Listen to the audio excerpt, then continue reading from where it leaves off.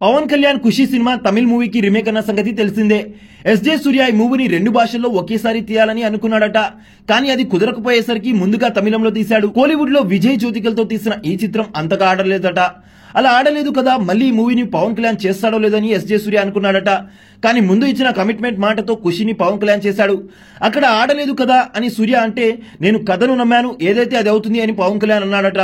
అలా పవన్ కళ్యాణ్ ఖుషి సినిమా తమిళ తర్వాత వచ్చింది. ఈ చిత్రాన్ని చూస్తే రీమేక్ అని ఏ ఒక్కరు అనుకోరు.